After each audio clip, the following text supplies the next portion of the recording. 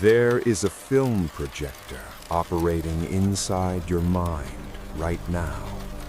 It runs continuously without ever stopping, even when you are asleep. This projector does not show blockbuster movies. It shows only one film over and over again. A film about your own hidden corners, your deepest fears, and the qualities you dare not admit belong to you. And the strangest part of all, the screen for this film is everyone around you. Why does a colleague's arrogance irritate you so intensely? Why does a loved one's weakness fill you with such frustration? Why does a friend's success plant a secret seed of envy in your heart? You think you are judging them, but depth psychology calls this projection. You are watching a film about yourself, projected onto the screen of another person's life. Welcome to the still mind, a small rest stop for your soul. Today, we will learn how to turn off that projector, not to run away, but so that for the first time you can truly see the world and yourself as they truly are. Chapter 1. The Mirror of the Shadow. Carl Jung believed that within each of us there is a shadow. It is like a heavy sack we drag behind us, containing all the qualities we find ugly and unacceptable in ourselves. Anger, weakness, greed, laziness, arrogance. Because of shame and fear, we dare not look at them. Instead, we do something much easier. We toss them onto someone else. This is the mechanism of projection. When you say, "I hate arrogant people," it is highly likely that your own shadow is craving to be seen, but has been suppressed for too long. Your irritation is the muffled voice of that rejected part of yourself, begging to be acknowledged. When you cannot stand someone's weakness or complaining, ask yourself, were you ever punished for showing your own vulnerability as a child? So you threw that weakness into your shadow, and now you despise anyone who dares to express it. You don't hate them, you hate the wounded child that still lives inside of you. The outside world becomes a grand theater where you sit as an audience member, criticizing actors who are unknowingly replaying the tragedy of your own life. The more intense your judgment, the larger your shadow. The more you try to be pure and perfect, the darker and more powerful your hidden self becomes. Projection is a defense mechanism. It temporarily makes you feel better than others, but the price you pay is blindness. You no longer see real people. You only see the monsters of your own creation. You are living in a world of ghosts. Ghosts woven from the threads of your own fears and denials. Is there a way to turn off this projector? Is there a way to finally see the truth? Chapter 2. The Second Arrow. In Stoic and Buddhist philosophy, there is a famous metaphor of the two arrows. The first arrow is the actual event that happens, something we cannot control.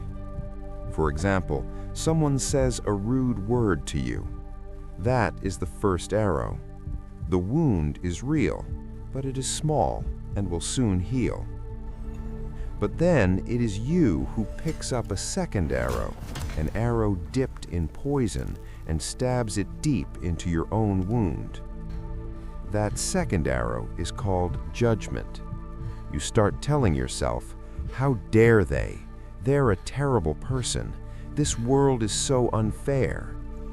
Damn The Stoics taught that external events are neutral. It is our interpretation and judgment that turn them into suffering. When you judge another person, you are shooting the second arrow into yourself. You are not harming them. You are poisoning your own soul with anger and bitterness. You think you're sitting in the judge's chair, but you're actually sitting in the prisoner's dock, trapped in a jail of your own making. Every judgment you utter is a brick you use to build a wall between yourself and the world. The higher the wall, the more lonely you become. Take a step back. When you see a bad action, just observe it like a scientist. Ah, this action has occurred. Do not label it good or bad. Separate the event from your interpretation. That is the first step to reclaiming control of your inner world and to stop shooting yourself with the second arrow. Chapter 3: Embracing the Monster. So, how do we stop projecting and judging? Not by trying to be a better person, but by courageously turning inward and befriending our own shadow.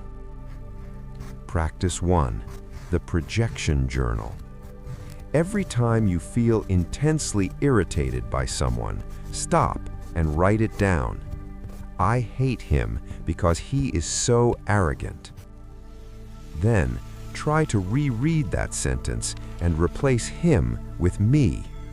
I hate myself because I am so arrogant. How does that feel? Does a part of you feel seen?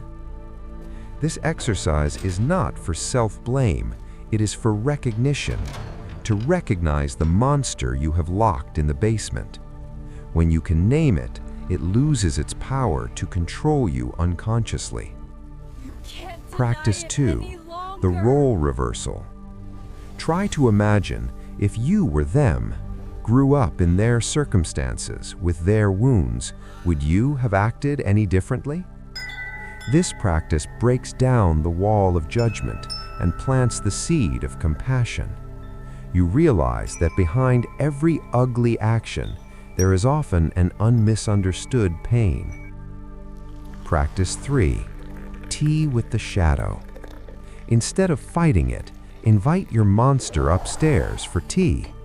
Ask it, what are you trying to protect me from? What are you afraid of?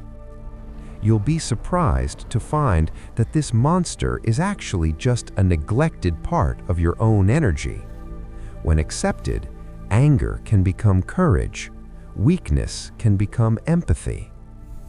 Making peace with your shadow doesn't make you a bad person.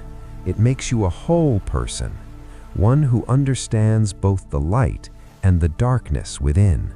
When you stop projecting the film of your fears onto others, you will see them for the first time.